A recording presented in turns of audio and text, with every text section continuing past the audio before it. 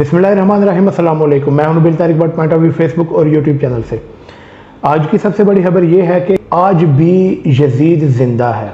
हर दौर में बेशक यजीद होते हैं, आज के यजीद ये हैं। उस पे वो क्या कहते हैं और जनरल फैज हमीद साहब को भी कटहरे में खड़ा करें, उनसे पूछें। इन्होंने बताया कि आज भी लोग जो सच पे चलने वाले हैं उनको यजीदी इस तरह के लोग करने की कोशिश की तो हम आपकी भी इंसेंट बजा देंगे। बाजवा साहब, जवाब आपको ही देना पड़ेगा। आपको इसके वजीफों पे पढ़ने वाले जर्नेलों,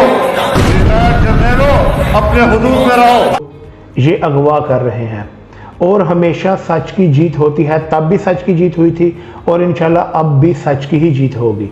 इसके अलावा जो आज इस इजलास हुआ इमरान खान की सदारत में, उसमें और भी कुछ बातें डिस्कस की गई कि अब कैसे किस किस को पंजाब में KPK में 80% जो पाकिस्तान का है ये इनके पास है, अब कैसे इनको बम्बू डालना है। मैं गल्ला ही काफी हूं।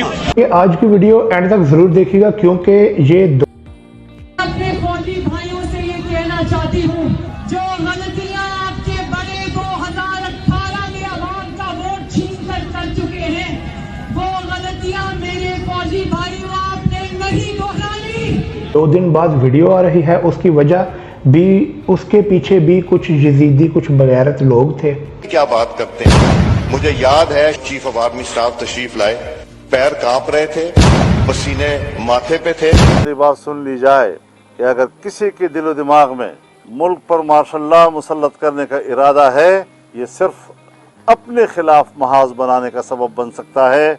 दफा के लिए 250 अरब रखा गया है, जो बजट में इस वक्त इनके एलोकेशन हुई है, उनके ऊपर इनका हक नहीं बनता। लेकिन आज भी ये पूरी इंप्यूनिटी के साथ अपना सीना चौड़ा करके डिफेंस बजट को क्लेम कर रहे हैं और मांग रहे हैं कौम से। कौम की हड्डियों से गोश्त तक जो है इन्होंने निचोड़ लिया है और उतार लिया है। मैं DHA के खिलाफ हूँ। मैं समझता हूँ कि फौज को प्लॉट नहीं बांटने चाहिए, जर्नैलों को प्रॉपर्टी डीलर नहीं होना चाहिए। पाकिस्तान डेमोक्रेटिक अलायंस की क़यादत बैठकर लॉन्ग मार्च का ऐलान करेगी और ये भी आपको बता दूं कि इस बात का भी फैसला करेगी कि लॉन्ग मार्च इस्लामाबाद की तरफ किया जाए या लॉन्ग मार्च रावलपिंडी की तरफ किया जाए। 65 में फेक विक्ट्री डिक्लेयर की, वो पूछा आपने, इन्होंने सियाचिन हारा, आपने पूछा। मैंने आपको 6-7 दिन पहले भी एक वीडियो में बताया कि ये क्या करेंगे। अब उसकी लेटेस्ट शक्ल क्या है, वो क्या क्या कर रहे हैं, क्या क्या प्रोपोगेंडा कर रहे हैं, एंड तक वीडियो में वही बताने वाला हूँ। इसके अलावा मौलाना मोहम्मद खान शेरानी का एक ट्वीट है, वो मैं आपको पढ़ के सुना देता हूँ कि सालों से इमरान खान को यहूदी एजेंट कहा जा रहा है। साहब, जिंदगी में किसी बात का पछतावा भी है इस कौम के लिए काम करने का। मैंने आपको बताया ना कि जितने मुनाफिक और झूठे इस कौम में मिलेंगे आपको, खासतौर से हुक्मरानों में नहीं और कहीं नहीं मिलेंगे। और मौलाना फजलुर रहमान पिछले दिनों जब सऊदी अरब गए तो इनकी मुलाकात, इन्होंने पहले उम्रा किया और इनकी मुलाकात इसके बाद हज के बहाने में इन्होंने मुलाकात की एक यहूदी एजेंट से। अब तो सच बोल दे। अब उसको मुलाकात में कहा यह गया कि इमरान खान को मत लाना, हमें भी हिदमत का मौका दें।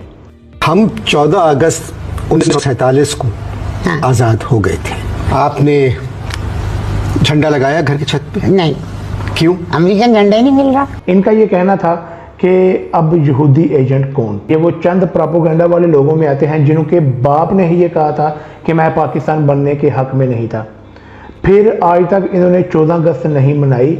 ये सिर्फ इस्लाम का नाम लेके खा रहे हैं और इसके अलावा कुछ नहीं। पाकिस्तान एक आज़ाद मुल्क है? पाकिस्तान एक आज़ाद मुल्क है। पाकिस्तान एक आजाद मुल्क है जी। ब्यूटीफुल, भाई मुबारक हो। ये तो आपने मेरी नॉलेज में इजाफा किया है, ये तो मुझे फैलानी चाहिए पूरी दुनिया में। और इससे मौलाना तारक जमील जैसे बेहतरीन मौलवियों को जो हक की बात करते हैं और सच की बात करते हैं, इन पे कोई असर नहीं, आप जो मर्जी करते रहें। इसके अलावा इमरान खान की मकबूलियत का खौफ देखकर कुछ बगलोलों ने अपने बच्चों को एक टास्क दिया।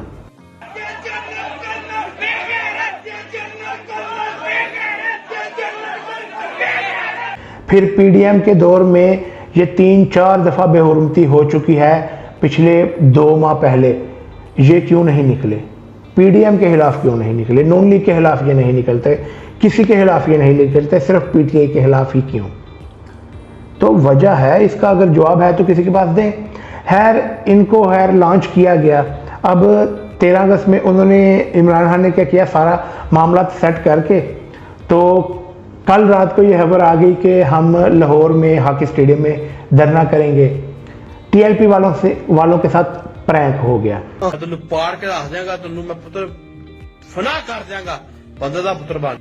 अब देखते हैं कि बड़ा धरना कौन करता है, एक बात। दूसरी बात ये कि इन्होंने सबसे ज्यादा कवरेज लेनी है। टीएलपी वालों को पूरे मीडिया चैनल से, जियो, दिन, समा, जितने भी और चैनल हैं, सब एयरवे छोड़ के सबकी कवरेज इनको मिलेगी। तो देखते हैं ये क्या पुट लेते हैं। इसके अलावा एक बड़ी खबर ये कि सरदार हसन अजहर हयात को पेशावर में तैनात कर दिया गया, और जो पहले पेशावर में तैनात थे आर्मी के बंदे फैज़ हमीद कमांडर को बहावलपुर में तैनात कर दिया गया।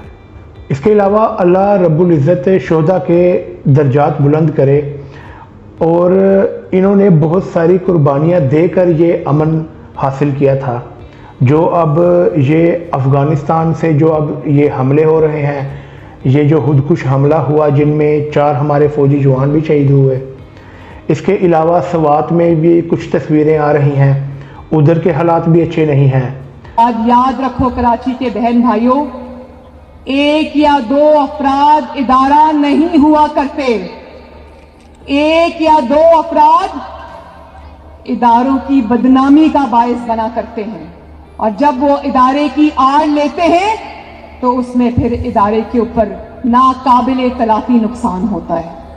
तो पाकिस्तानी कौम को, अवाम को ये बताना था कि दहशतगर्दी दोबारा से आ रही है। उसकी वजूहात आपके सामने हैं, किसने किया, कैसे किया। इसमें सोचने वाली बात यह है कि इमरान खान को उतरे हुए अभी सिर्फ 4 माह या 5 माह होने वाले हैं। अभी दहशतगर्दी फिर से पाकिस्तान में आ रही है।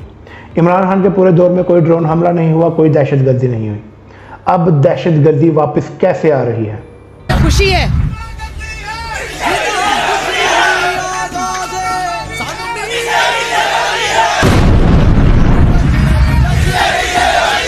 इतने मर्द के बच्चे हो, इतने बहादुर हो, तो सीना तान के कहो ना, हाँ जी मैं इसके घर में घुसा हूँ। लेकिन तुम इतने बुज़दिल हो, इतने बेगैरत हो। और रियासत के नाम पर सियासत में मुदाखलत करके जो फैसले करके और फिर आ गए कि हम सॉफ्ट मुदाखलत करना चाहते हैं और चीजें, तो क्योंकि एक बहुत बेगैरत और बुज़दिल दुश्मन, तो इसलिए वो समझता है कि मेरा पता नहीं चलेगा, मैं नामालूम हूँ। ये सारी आवाम जानती है, सारी आवाम को कसूरवारों का भी पता है। इसके अलावा चीफ इलेक्शन कमिश्नर को सरगोदा में प्लाट, इनकी बीवी को नौकरी, इनके बांजे को नून लीग की टिकट मिल चुकी है। और फिर क्यों ना पीटीआई के खिलाफ फैसले आए, ये सब को नज़र आ रहा है। क्या वजह है? इनको लाने वाला कौन था? किस वजह से वो लाए गए? कैसे वो लाया गया? अब वो क्या काम कर रहा है? इसके अलावा लास्ट में इमरान खान 13 अगस्त की रात को बड़े फैसले करने जा रहे हैं हॉकी स्टेडियम लाहौर में। ये कहना था डॉक्टर यास्मीन राशिद का जब वो विज़िट कर रही थी हॉकी स्टेडियम मामलात को देखने के लिए। खैर, आज की वीडियो के लिए इतना ही। मुझे इजाज़त दीजिए। हमारे पॉइंट ऑफ व्यू फेसबुक और यूट्यूब चैनल को लाइक करें, सब्सक्राइब करें। अस्सलाम वालेकुम।